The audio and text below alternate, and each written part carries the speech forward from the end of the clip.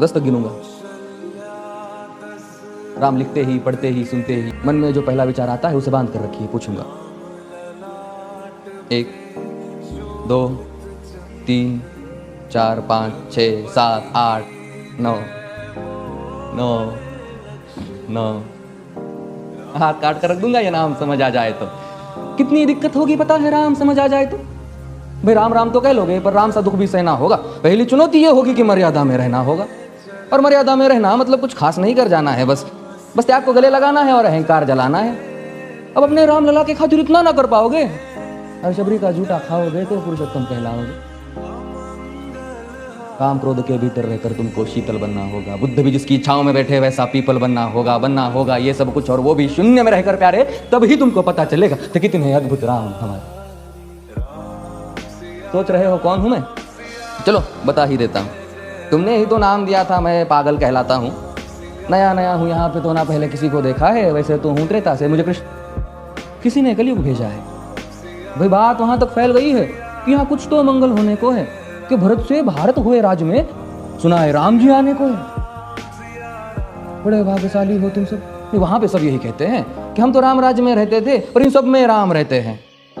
यानी तुम सब में राम का अंश छुपा है। मतलब वो तुम में आते हैं रहने। सच है या फिर गलत खबर?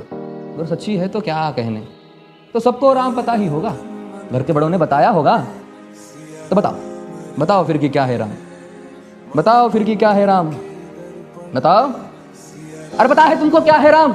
या बस हाथ धनुष तरकश में बांध, या वन में जिन्होंने किया गुजारा, या फिर कैसे रावण मारा लक्ष्मण जिनको कहते हैं भैया, जिनकी पत्नी सीता मैया। फिर ये तो हो गई वही कहानी, एक था राजा एक थी रानी। क्या सच में तुमको राम पता है? या वो भी आकर हम बताए? बड़े दिनों से हूँ यहाँ पर, सब कुछ देख रहा हूँ कब से। प्रभु से मिलने आया था मैं, उन्हें छोड़कर मिला हूँ सबसे। एक बात कहूँ अगर बुरा ना मानो, नहीं तुम तुरंत ही क्रोधित हो जाते हो। पूरी बात तो सुनते भी नहीं, सीधे घर पर आ जाते हो। ये तुम लोगों के नाम जपो में पहले सा आराम नहीं।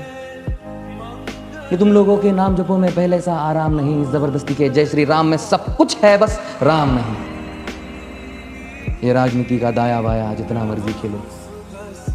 दाया बाया, अरे दाया बाया ये तुम्हारी वर्तमान प्रादेशिक भाषा में क्या कहते हो उसे? हाँ तो लेफ्ट एंड राइट। ये राजनीति का दाया बाया जितना मर्जी खेलो तुम चेतावनी को, लेकिन मेरी अपने जहन में डालो तुम। निजी स्वार्थ के खातिर अगर कोई राम नाम को गाता हो तो खबरदार, अगर जरूरत की और मेरे राम को बांटा तो।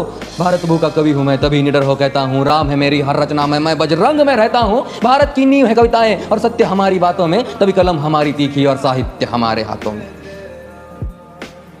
तो सोच समझ कर राम कहो तुम।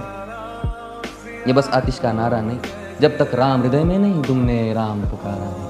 राम कृष्ण की प्रतिभा पर पहले भी खड़े सवाल हुए। ये लंका और ये कुरुक्षेत्र यूं ही नहीं थे लाल हुए। अरे प्रसन्न हंसना भी है और पल पल रोना भी है राम। सब कुछ पाना भी है और सब पाकर खोना भी है राम।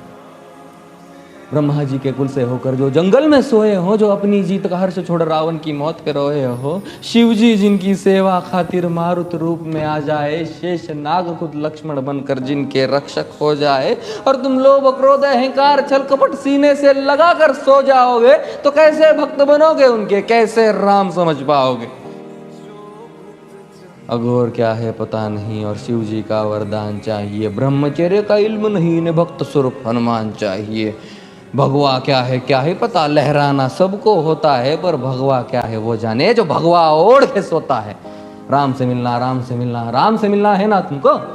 निश्चित मंदिर जाना होगा, पर उससे पहले भीतर जा संग अपने राम को लाना होगा। जय सिया राम। और हाँ, अवधपुरी का उत्सव है, कोई कसर नहीं, सब खूब मनाना। मेरे प्रभु है आने वाले, रथ को उनके खूब सजाना। वो द्वापर में कोई राह तके है, मुझे उनको लेने जाना है। चलिए तो फिर मिलते हैं, हमें भी अयोध्या आना है। जय सिया राम। फिर से